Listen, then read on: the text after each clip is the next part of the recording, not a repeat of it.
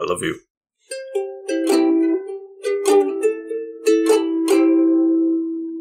I really hope we burped in unison. That'd make it really fun. I tried to do it at the same time as you. I felt it there when you were like trying to suppress it. Yours, I was like, oh, all right, I could do this. It's brewing. It's brewing. I feel it. Welcome back to the Couch Potatoes. That's dirty right. Little piggies. For our vocal warm-ups, we burp in unison. That's right. That's right. You know how disgusting that would be if you were in a theater and that's how they like warmed up before the play would start, and we were all just like trying to burp in unison. Ugh. I wonder if you could hear it out in the house. Probably not. There's too much chatting. Oh, yeah. Unless somebody's like a really deep bass burper, you know.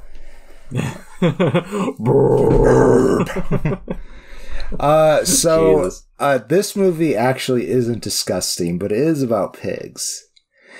Yeah, it is. Yeah. And I guess they make some people burp. They don't make me burp because I don't eat them. That's like true. I think I was just going for like, you know, they're like, I think they're kind of cute too, especially this pig. But they are associated with the bad smells and the being dirty. Yeah. Yeah. Yeah. Yeah. And they're also supposed to be really smart, but I've worked on farms, and I can tell you, I don't think they're that smart. I think it's more.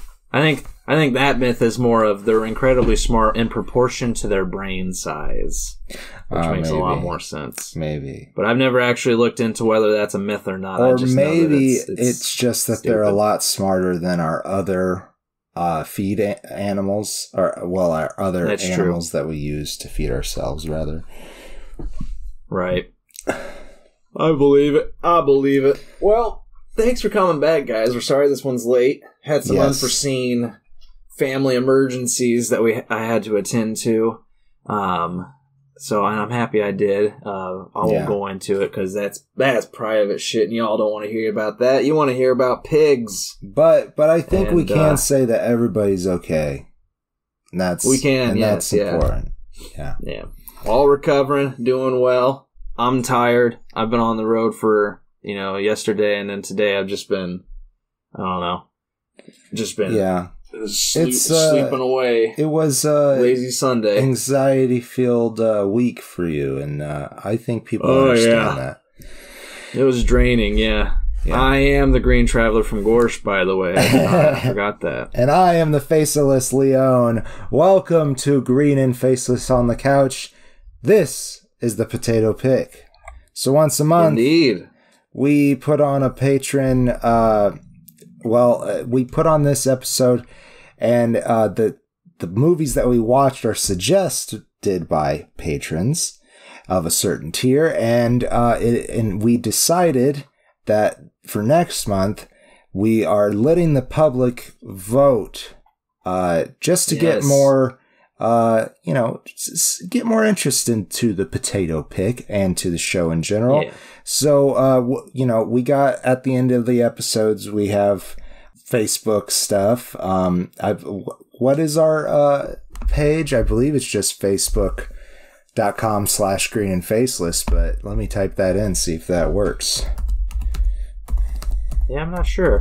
I would say just search, Green and Faceless, but then at the same time, Facebook's search engine is just shit.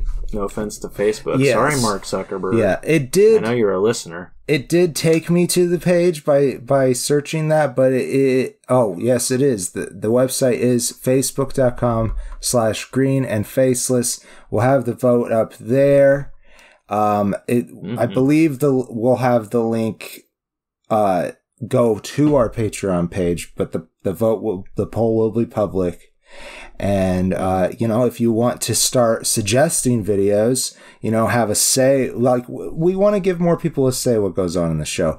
But if you want to have a say on what, gets into the vote, money, please. You gotta go to patreon.com/green and faceless and sign up for the $5 tier. Yes, so to have that power. If you feel like buying your friends half a coffee a month, because one's half for me, one half's for Greenie. Then, that's fair. Yeah. then go on down to Green coffee Faces. Is fucking expensive. It's really fucking I wouldn't have been surprised. Yeah. All right. We're here to talk about Babe and Babe Pig in the City. And this is suggested by patron user Del McCallahan, who you just had a visit with. I did. Yeah. We painted paintings together. It was fun. Nice. We followed a tutorial together, and both of our final products came out. What? Was it a tutorial with Bob? No, we don't do Bob Ross anymore. You moved on. We're trying to expand to. Well, at least I'm trying to expand to more people. Like Bob does some beautiful landscapes. I'm trying to do more. I want to grow my art. I don't want to just stick to doing other people's stuff. So I've been trying to paint my own things. And in doing that, I've been taking inspiration from a YouTuber. He might not just be a YouTuber, but his name is Joony Art, Joony. And he has some really interesting, like 10-minute quick videos on acrylic painting. And, it's like they're not challenging. They're pretty simple. Once you get through with it, you kind of learn and stuff. Yeah.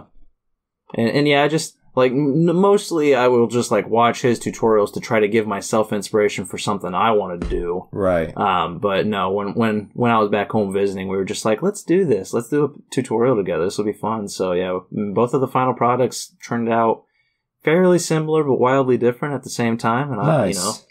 I didn't like mine, but at the same time, I don't like anything that I do. That's just how, that's the artist in me is always criticizing my own work. So, they liked it. So that's all that matters. But, that critical eye will make you grow as an artist. That's how it works. Exactly. It'll also make me shun myself for all of eternity. I love you. I will love you even thanks. if you shun yourself. That'll do, Faceless. That'll do. So, yeah, Babe, classic movie, directed by George Miller, which is just the strangest. No. Oh, it's not written only the second George one. Miller. Yeah, it's written. The second one's directed by George. The first one he only wrote. He co-wrote it with director Chris Noonan, and it's very interesting. There was a lot of behind the scenes riffs between them, Chris Noonan and George Miller. Chris had written, I believe Chris had written a script or rewritten George's script and felt like he was losing creative control. Cause, he felt like, even though he was the director, he felt like, George was getting a lot of credit for things or was overtaking his creativity and George Miller somewhere along the line after the fact in an interview was just like, I don't know what the fuck the dude's talking about. He was the director. We served him a platter and he used it. So, it's his film. But then George Miller turned around and made the sequel, and Chris Noonan had no involvement in that. So, well, if he had a bad taste in his mouth from the project, he probably didn't, want to go into it again. But it is based off of a novel by Dick King Smith, which I've never seen. Name. Yeah. And that novel's called The Sheep Pig. It's not even called Babe. It's just called The Sheep Pig. And that kind of I've never read it. I've never. The only pig story I remember reading is Charlotte's Web. I didn't even read I think the that might be the Animal only one Farm. I've read. Yeah. So, anywho, that title does kind of give away what happens eventually with Babe. Babe, this is a live action movie, by the way, with some help of Jim Henson, if I'm not mistaken, not the man himself, but the company. And exactly, yeah. So a lot of the animals' faces move, but they look like barn animals. They like the effects did a are really damn good job. Yeah. And the mouth doesn't always move, but it moves enough for kids and anyone viewing really to kind of just get drawn in and be like, wow, this is pretty good.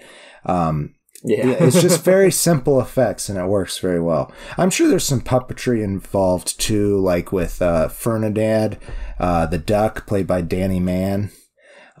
Right, yeah. Babe themselves, I believe Babe is a boy pig, but I don't think it much matters. But they are played by Christine Cavanaugh. I mean, she's famous for playing a couple of different male characters.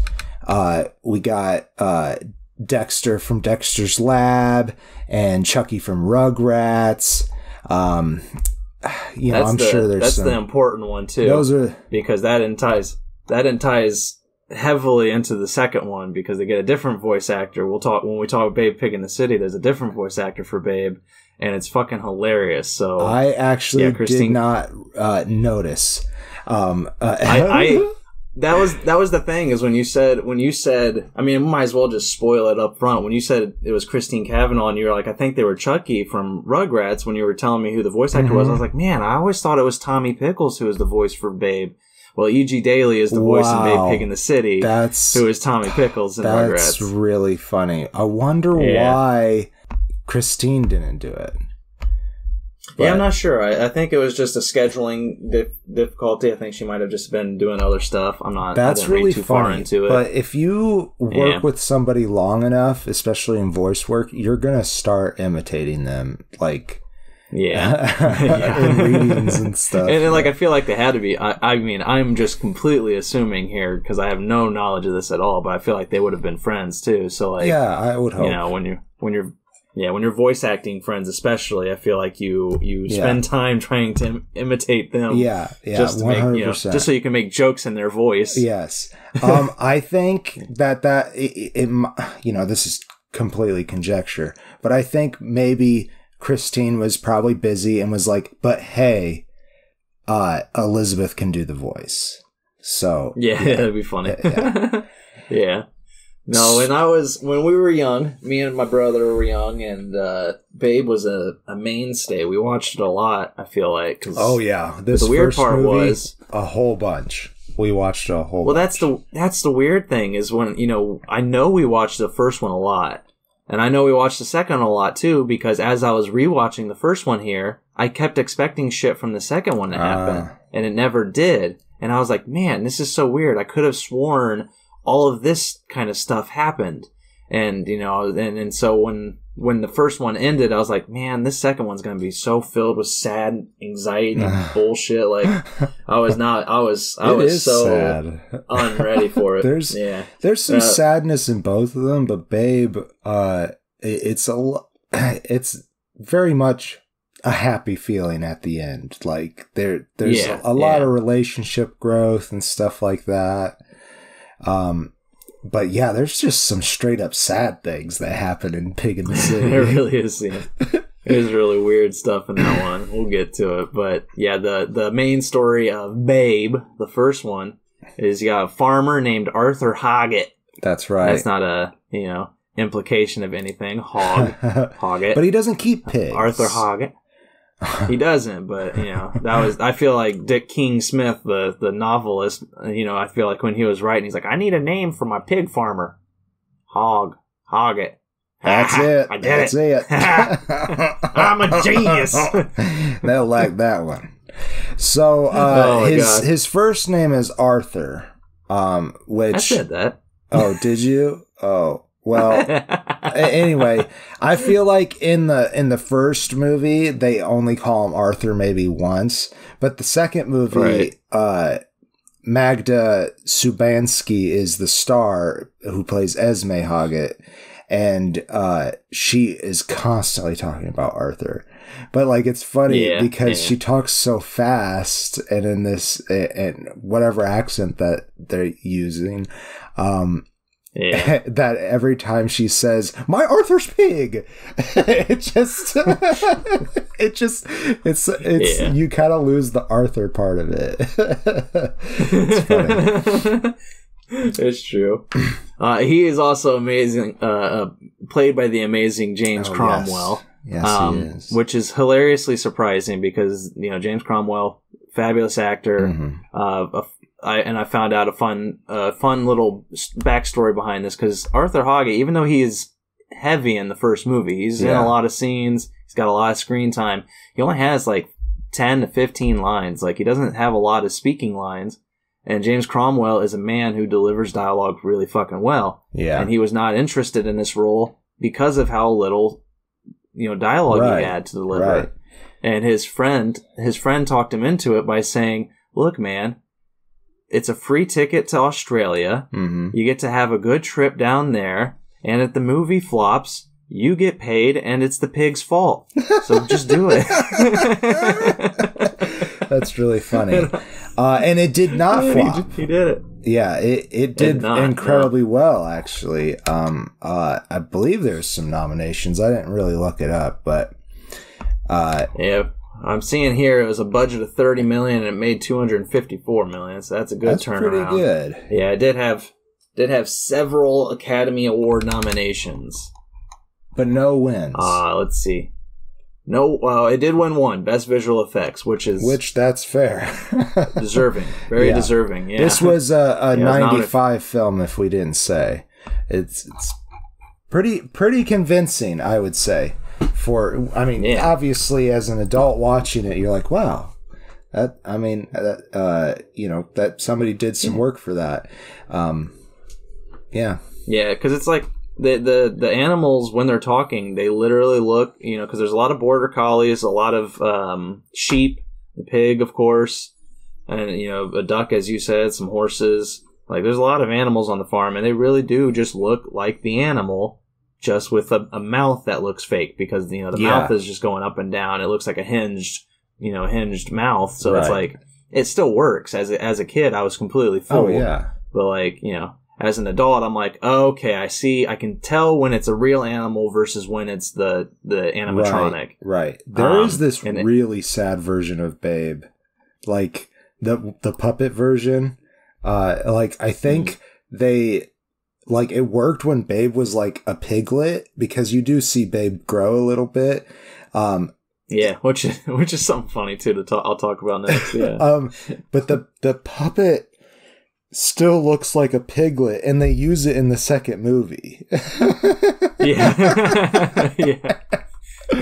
They had to have over where is it? I'll find the actual number. 46. They had 46 different piglets play Babe, because the breed of pig that Babe is a large white, which is like a Yorkshire type of pig. I don't know. I worked on farms. I don't know how to describe their species, but the large white, it's named a large white because they get fucking big. Yeah. And so as they were filming this movie, the piglets were growing way too fast, so they just had to keep replacing them constantly. Oh my God. To keep a pig of his size. Just a smaller breed? I know, right? Like, they claim that he's a miniature pig, like, I think at some point. Well, because he's still small. They call him a large white. Oh, they do. They call him a large white, but he's I think he's a runt of the species. You're right. He's a runt. Yeah. Yeah. Gotcha. Yeah.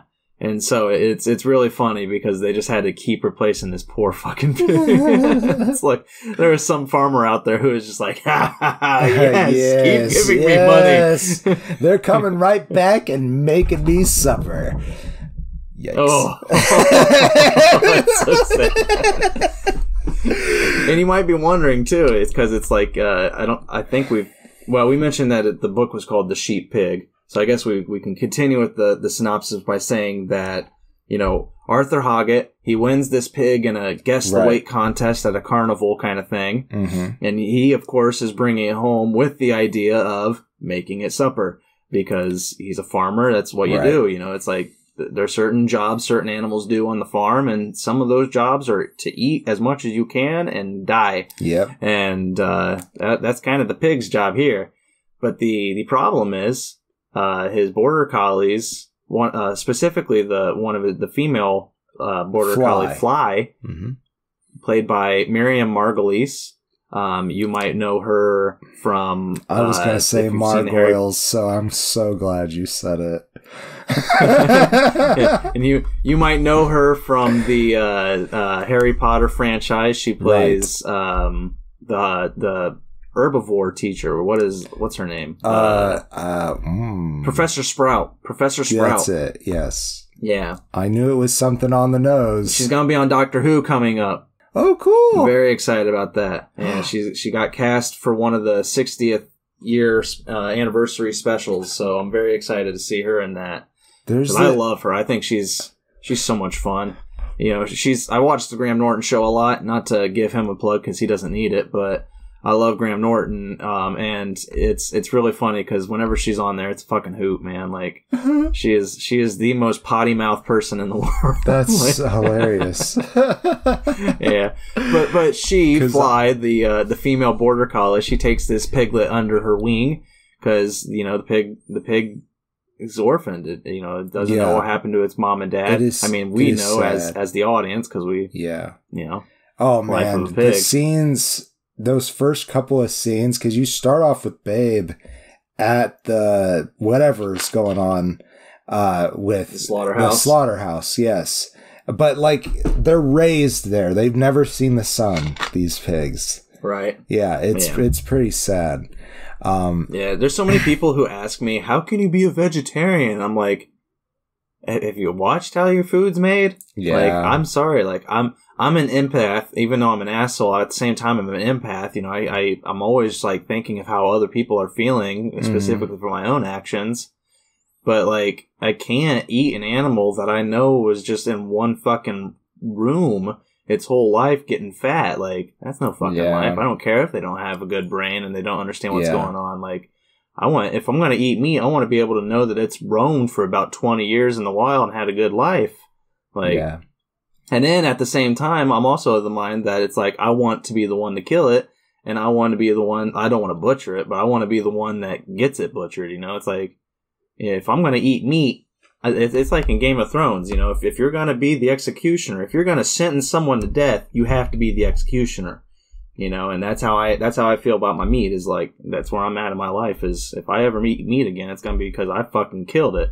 There you go. I'm going to be thanking it as I eat it because, it's going to be sustaining me. We might have to go that route at the rate of things. But right.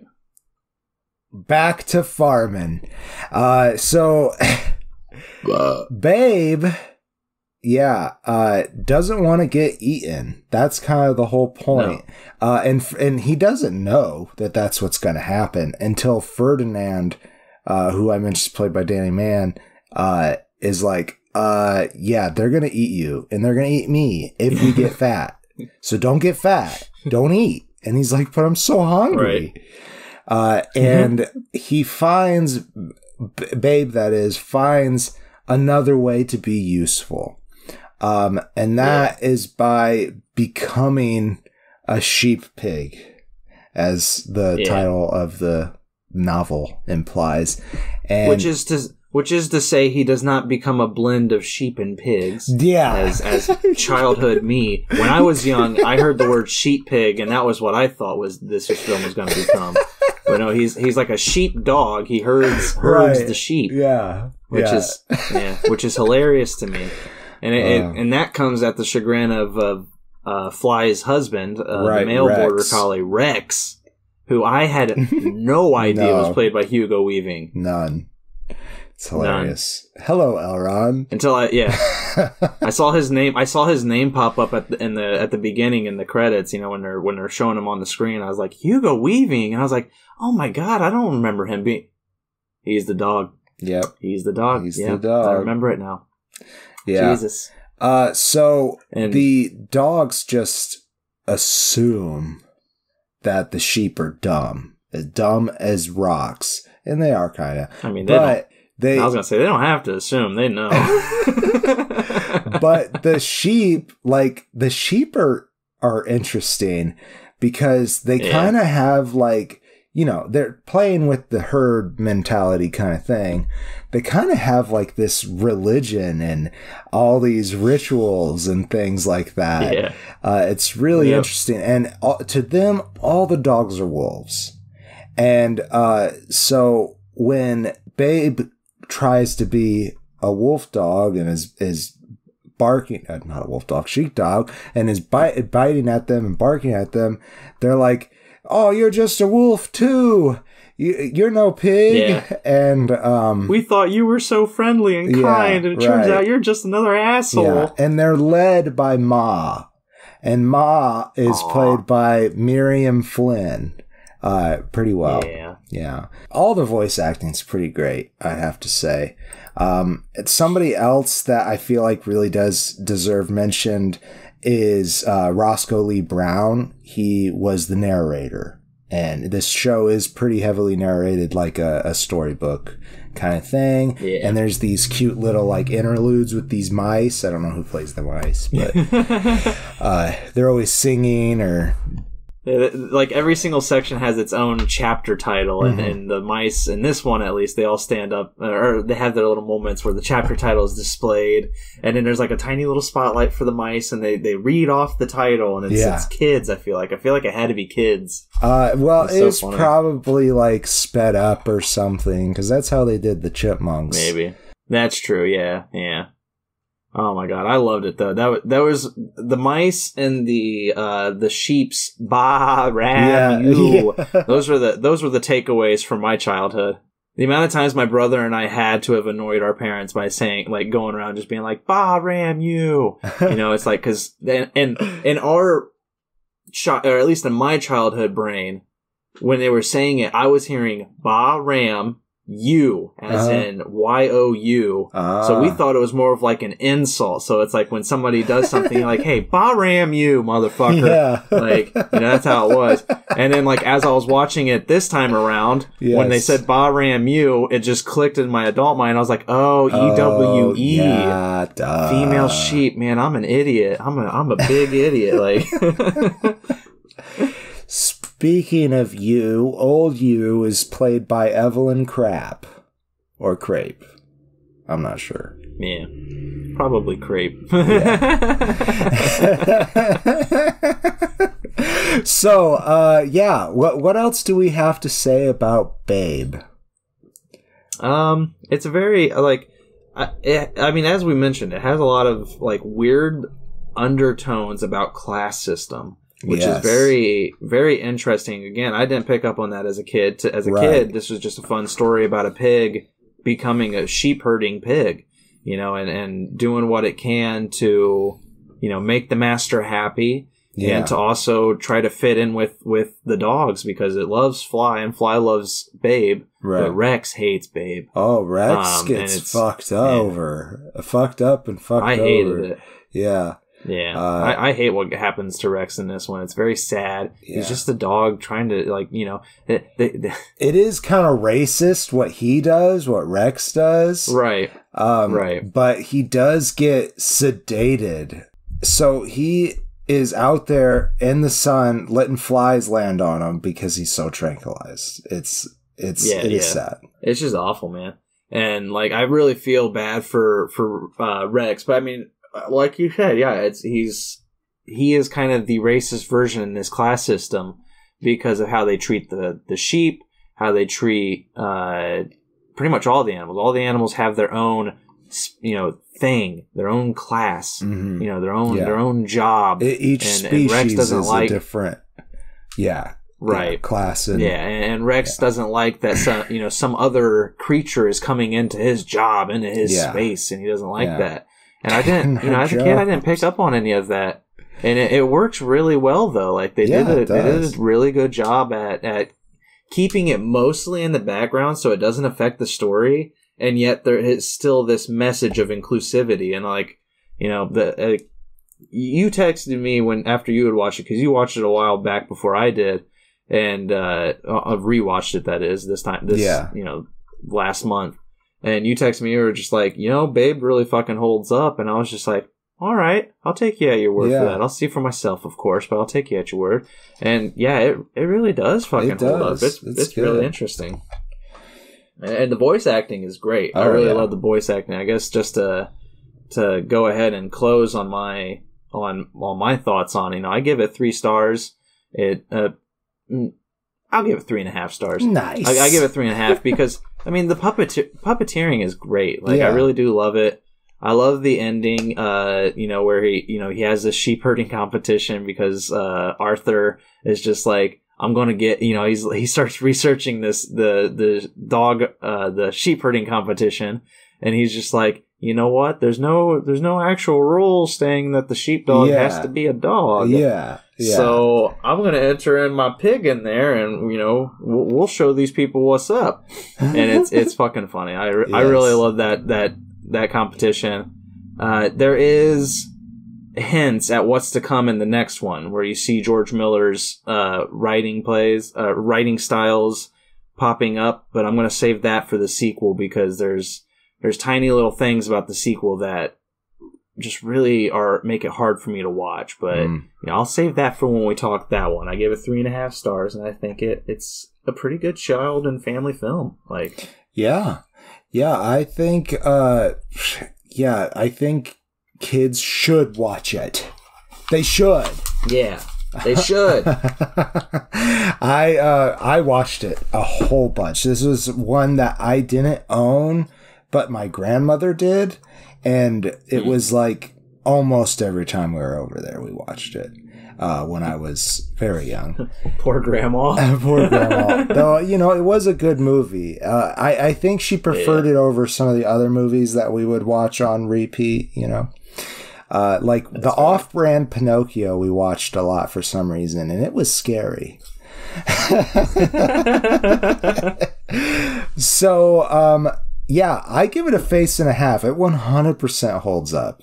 And I highly recommend it to people. It still has a poignant message today about our food processing. But really about, classism and things like that. And being your own self despite the expectations of society. So it's good. It's got all you need. It could use more black people. I'll say that. That's true. They did film it in Australia. Yeah. So like it does have that feel. You know, it's got beautiful. I don't know why I thought of that after you said black people, but like my first thought was, you know, it's just like it's Australia. Yeah. There's black people in Australia, of course, but like it's got that very country. People. That southern country feel to it, and when I think southern country, all I think is just, you know, crazy white religious people. Yeah, that's fair enough. But it's also like I feel like they were going for a very European feel at the same time with having it being very Americanized. It was interesting. I was gonna say I can't honestly tell you at all where the story is supposed to take place. Right, I have no not at all. Idea where they not live. at all. No, and I think that was intentional. Yeah. Well, let's take that'll do for Babe. That'll do, babe. So let's take a soda pop break and be right back. Yeah. I love you. I can't decide if I'm hot or cold. An old woman. All right. Are we back? I think we're back. And the thing I was hinting at with George Miller's writing style, he doesn't do this with all of his films, but specifically with Babe, Pig in the City. We mentioned it, I think in the last episode we recorded, I think it was for Blade or something, I can't remember which one. But I talked briefly about sympathetic anxiety, where characters are doing something on screen that you are sympathizing with and completely worrying about, because you're just like, oh man, I wish they wouldn't do this. You know, it's like this is, you know, that is this entire movie. It is. Babe, Pig in the City is described easily as sympathetic anxiety to the max. Yeah, I feel that. And I do remember that you talked about it when I talked Paul T. Goldman and Bangers and Hash, which we released. That's right. We released that episode because of the delay, so you guys might have heard that. If you want to hear me talk about Paul T. Goldman, it's a ride, guys. It's a ride. The ride I'm willing to stay off of. Yeah, too much sympathetic anxiety. I understand. Yes. This movie was.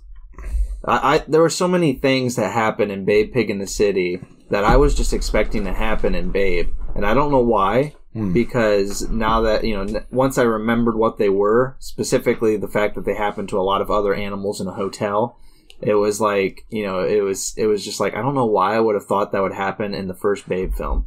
Because Babe Pig in the City, of course he's going to be in the city Yep. with other animals. Like, it starts off with a very, very hard to watch scene where Farmer Hoggett, James Cromwell again, who has even less of a role in this movie, which is funny. It's like, how did they get him back if he doesn't even do... I think he only has 1 or 2 lines. Yeah, for real. The exact same line. Maybe he was semi-retired at that time. Maybe. Because, I'm not sure. I don't know. It was the late 90s, and he definitely did a lot of work in the 2000s and recently. Right. So American Horror Story. Yeah, maybe he was just also busy, or maybe they just wanted to focus on Esme. And that's good. I really do like Magda Subansky. Like, she's, I know she's been a very big LGBT advocate, and, obviously that's a great thing. I did not know. But like, yeah, she's great. I really enjoy, her acting too. As you said, she's a very good fast talker. Yes. And so she fits this anxious country girl stuck in the big city vibe really well. Like, cause she, all she wants to do, they won some kind of, trip out to do like another sheepdog contest or something. Yeah, it might even have just been a quick meet and greet. Like, they just had to show up at this event, and they were going to get enough money to pay their mortgage payment that they were late on. Because... Yeah, and save the farm. Yes, they need to save the farm. But, you would think that having a famous pig, they'd be doing all right. But Babe did a very shameful thing. Yeah, that opening scene is so fucking difficult to watch. Because Farmer Hoggett's trying to fix the well, and he's down in the well working on it, and Babe, fucks up. He sends bricks down. He sends the machinery down. And himself down. Himself down, yeah. Pulls, Arthur Hoggett's on a rope and pulley kind of system. Yeah, he pulls him back up there and jams his finger in the pulley system, and the pulley system falls on him. He's all. That was the thing I was expecting. I was expecting that scene in particular to happen in the first movie, because I thought that was the ending of the first movie. But it's the very beginning of the second movie. So fucking funny, dude. If that was the well, it's my childish mind, like trying to remember this movie when I was a kid, was I thought that was the end of the first movie, because I thought that's how the Arthur died. Oh, and that's why he's not in the second movie. Exactly. Gotcha. And that's why I don't remember him that well in the second movie, is because I thought he was dead. He just really is in the movie. Yeah, there's that moment where he's lying on the bed and he's all, he's beat up, he's in so many casts, and he like puts his hand down and like touches Babe on the head, and he says, "That'll do, pig, that'll do." And like, as a kid, I thought that meant he died. I thought that was just like, okay, now he's dead. Oh, and but that's not the case. Thankfully, that is not the case. But Esme is the one who has to try to save the farm, so she takes Babe out to the big city to try to save the farm, and nothing goes her way. Specifically, it starts at the airport, where a drug dog who is talking to Babe is just like, "Hey, you want to know what my job is?" Yeah, I know. That's the funniest part, I think, is this TSA a dog. He's like, "Yeah, my job, man. Yeah, I smell the thing, and if I smell the thing, I'm supposed to go crazy, and then they give me treats." They give me food, man. You want to see it in action? You want to see how it works? Poor Babe. Now they suspect that this farmer and her pig are smuggling drugs into the country, which is not the case. No, but that's where the sympathetic anxiety starts. Is everything that happens to Esme in this? I just feel so bad for her. I do too. Like, you're supposed to be laughing and like, and you know, because it's supposed to be funny, and it's just like, man, this is hilarious. It'll all turn out well in the end. Don't worry. It's still a kid's movie. Haha. Isn't it funny watching this poor woman just get like, you know, dragged through the mud basically by the TSA literally. Agents and everything. Almost literally. Point, yeah. There is a lot of physical humor in this movie, especially in the third act. Just to get to that point, Esme finds herself in this clown suit that inflates and is just bouncing around this room. It is ridiculous. That's another scene too that it's so hard for me to watch because that clown suit is flesh colored. So it's like they're mocking her weight and everything. Like, and like, I hate that. Like, I'm not, you know, obviously if you're obese, you should be trying to help yourself, but some people can't, you know, and like, and watching that scene, it just seems like they're just putting a heavy set person on display just for the sake of that physical comedy of watching this person bouncing around a room and like making a spectacle of themselves. I'm just like, that whole scene, like, it's another one of those scenes that you're supposed to be having fun. Yeah. Because they're trying to grab the pig in the middle of the room. Yeah. And it's like a cat and mouse chase of trying, like, you know, people grab the pig and then they lose the pig and somebody else grabs the pig. And it's like, it's supposed to be funny. And all I'm doing that whole time is just like, man, Magda Subansky is such a good actor that she doesn't deserve this kind of physical humor at her. Yeah. You know, directed at her. I didn't really recognize that it was at her expense, but I can see that being the angle that somebody was going for in the creative process. And I don't think it's supposed to be at her. Like, I think it's just me taking it that way. But I'm sure that's how other women watching it, other people who are heavier too, could see that, and you know, maybe it wasn't a very extremely sensitive scene in that regard. Oh my god, this whole movie is like extremely insensitive scenes. Yeah, that's true. Oh my. Basically, when they get to the big city, she has the hardest time because now they're stuck there. Right. They missed the sheep herding competition thing, which that was sad by itself. Yeah. So she's not going to get the money to save the farm. She's, you know, complete failure in that regard. Because now she's got to go home and you know, tell Arthur that she failed, basically. And, you know, now she's trying to find a hotel to stay because they can't get a return flight for 2 or 3 more days. So she's trying to find a hotel, and nobody's going to fucking let you bring your fucking pig in there. Right. Like, you know, well, we say nobody until she meets, what's her name? The landlady. She's played... I think Miss Flume is all you get. Mary Stein is who plays her though. And her uncle, she has an uncle named Fugly. Did you recognize Fugly? Yes, of course, it's Mickey Rooney.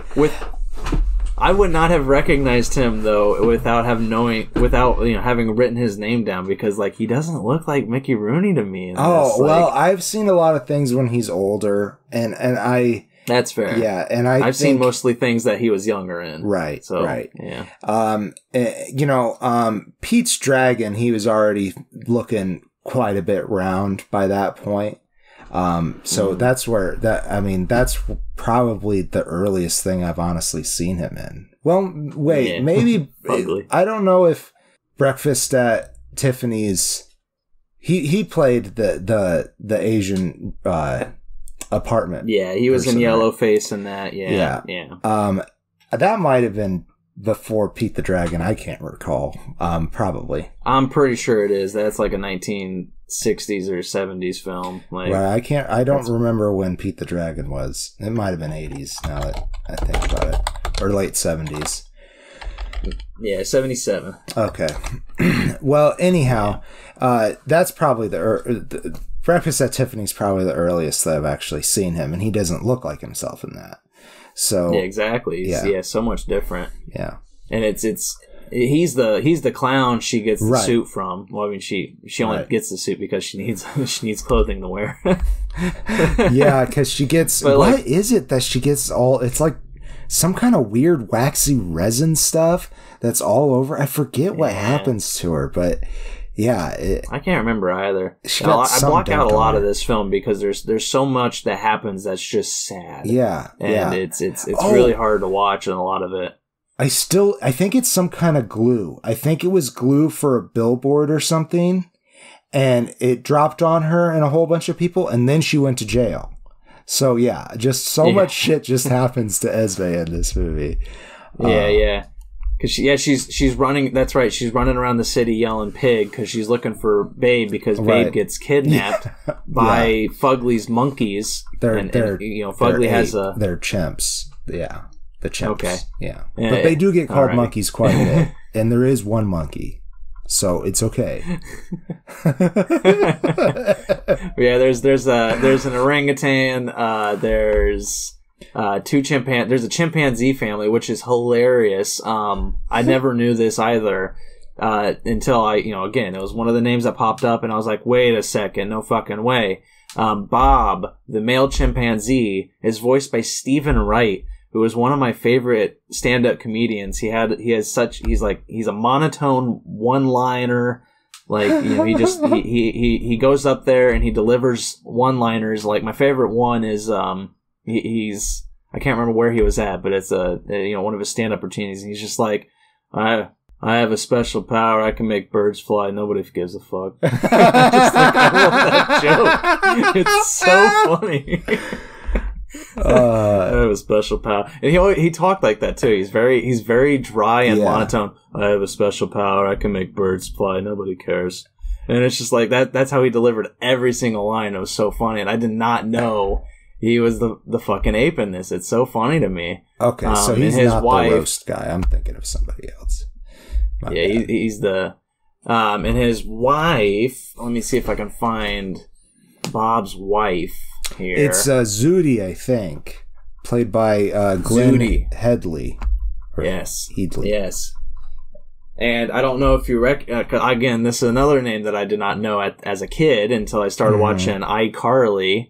Their son Easy, or brother, sorry, Bob's younger brother Easy is played by Nathan Kress from iCarly. Oh. So that's even more funny to me. What? I know, right? The videographer for the iCarly web series, when how if you've watched iCarly, I wouldn't have thought that he was old enough. He had to be right? a little kid. Though he was like a teenager. And he is the same age as me. Oh my God. How do you feel about that? I feel like I need to get my career started. Well, to be fair, not to be rude to Nathan Kress or Miranda Cosgrove, but I haven't heard pretty much anything from them since iCarly. I think they both went to college and maybe they got out of the acting career. I don't know.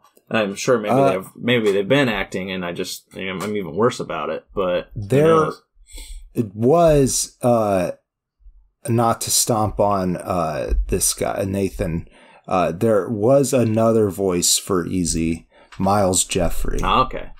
And it might just because he was so young. I mean, he'd be 6 at this time. So yeah, you're only allowed to use child actors for a certain amount of time. Yeah. Babe gets kidnapped by them because the young monkey, the one that's actually a monkey, went up to Esme's room where Babe was and stole a lot of her shit. And Babe goes down there because he's like, hey, you can't do that. And then the orangutan and the chimpanzees, they all basically kidnap Babe, and Ugly comes home. He's just like, oh, I could use this for my. He never says a line. I don't think. I believe Mickey Rooney has any lines. A mime. And I did want to talk about Fugly a little bit because shortly after he forces Babe into his show, which is what he does, he dies of a heart attack.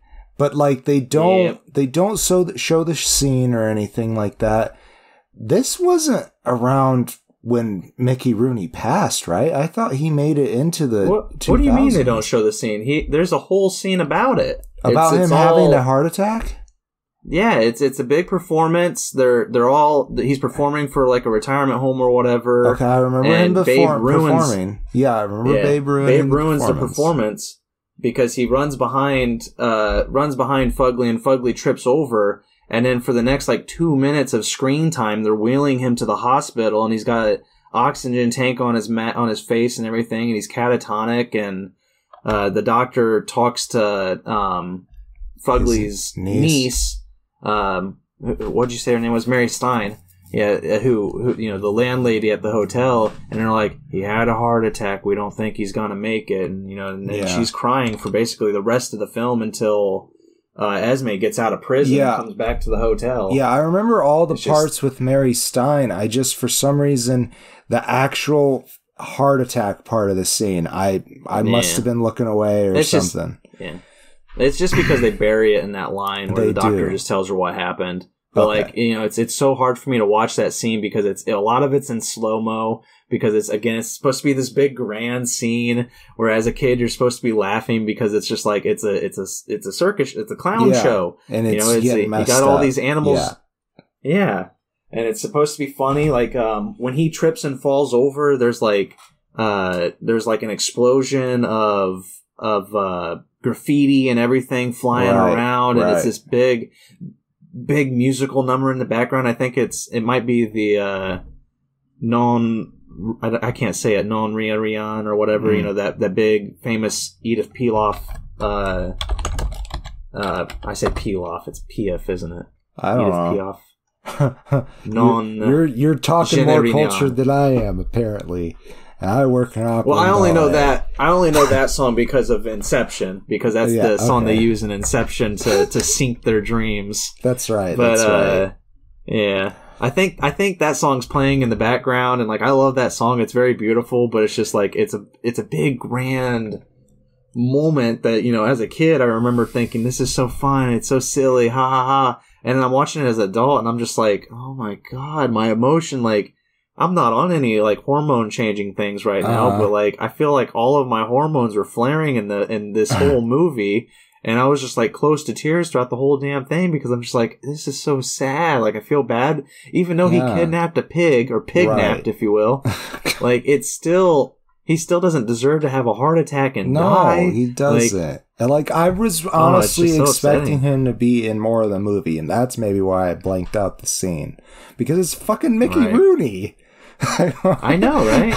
Yeah, they don't even give him lines. It's weird. Now, I mean, I'm okay with him being a mime.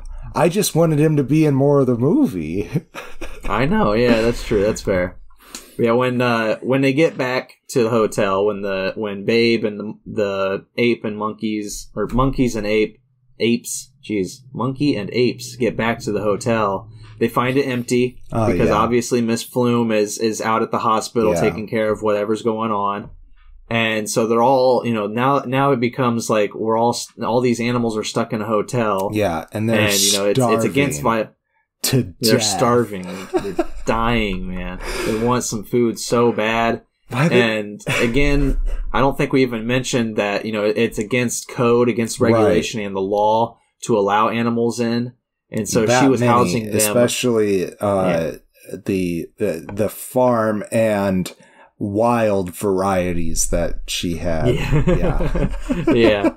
She was allowing them to be there under quiet cover. It's like, don't let anybody know we're doing this. It's like that kind of stuff. But yeah, they're all starving. I don't think we even mentioned that there's 3 dogs there as well. I mean, there's a lot of other animals too. Dogs. Yeah. Is it the pit bull, or did he actually get a name? Oh, the orangutan, by the way, is named Thelonious, and I thought that was cool. That's James Cosmo. Yeah, played by thank you. Yeah. And the dogs, there's a bulldog named Nigel, played by Eddie Barth. Eddie also, I guess, does the voice for Alan, who is a big Neapolitan Mastiff. But the fun one that I always loved as a kid was the Jack Russell Terrier, who is disabled. Okay. He has wheels for his back, on his back legs to help him walk. He's named Fleelick, and he's played by Adam Goldberg. And he is the most, like, if you think that Magda Subansky is fast talking, Fleelick is like, he does not shut up. That's true. Fleelick is all about talking. I know Fleelick from Saving Private Ryan. I don't remember. I'll see if I can try to remember how to describe his. I can't remember who exactly he is. I know his face. Where he's holding on, trying to get to his friend Nigel. I think, I'm not sure. Maybe it's Alan. Yeah. And both of them. Oh God, yeah. It's that's really sad. I thought they killed him for a second, just so you know he doesn't die. There's no animal death in this film, to my knowledge. Yeah, even though they come pretty fucking close a lot. What leads to that scene is another horrific incident. Babe is, as you said, they're starving. They go to get food. The orangutan and the chimpanzees talk Babe into Babe talks them into letting him come along. Right. And orangutan's like, yeah, we'll let him come along because he'll get eaten, and that'll be our distraction so we can steal food. Oh, jeez, yeah. And Babe gets chased by a Doberman Pinscher and a Bull Terrier, both of them voiced by Stanley Ralph Ross. That's right. The Bull Terrier chases Babe, so much, and they both have chains on. They were both chained up, and when Babe aggravated them enough, they ripped their chain from its pull, but they both had chains still attached to them. And the Bull Terrier, Babe is leading him across all these little. It seemed like it was designed after like an Italian city. It's very maybe there's water running through it, all this kind of beautiful stuff. But like he's leading him across all these little bridges. It did seem like Venice, yeah. And Babe is leading this Bull Terrier across all these bridges. And eventually the chain gets caught, and the Bull Terrier gets tugged and pulled over the bridge, like just breaks through the bridge and falls over, and is literally choking above the water until he goes into the water and starts drowning. Yeah, I thought they were going to kill that dog. I almost turned it off. I knew that he survived because I remembered it as a kid, but as an adult watching this, that scene was so hard for me to watch. Yeah, it's bullshit. Especially as a dog owner. I fucking hated it.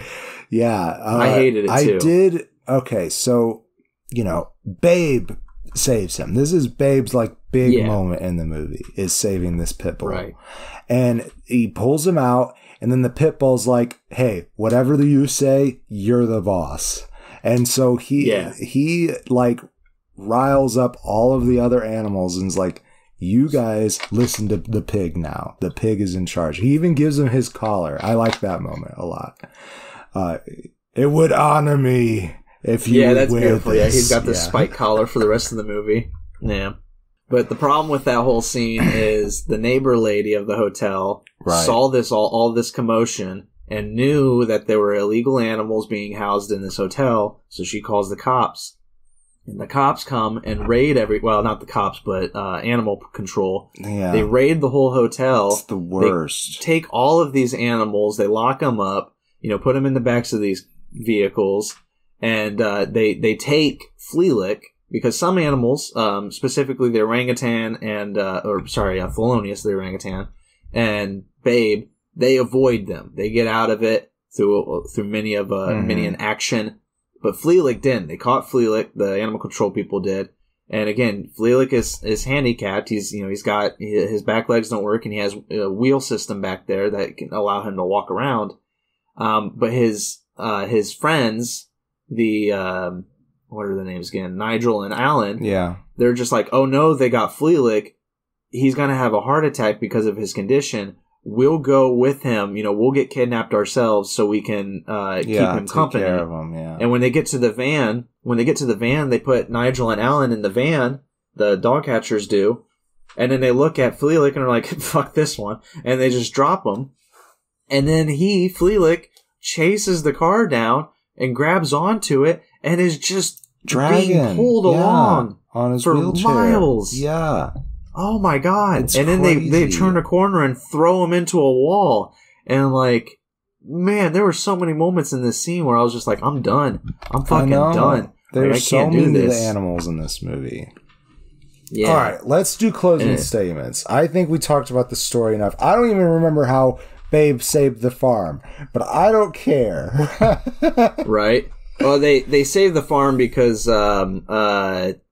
Miss Flume sells the hotel and gives them the money for selling the hotel because they rescued all the animals, and then they take all of the animals back to the farm. So it is a happy ending. That's right. They do save all of those animals, including the pink poodle, played by Russi Taylor. That's right, yeah.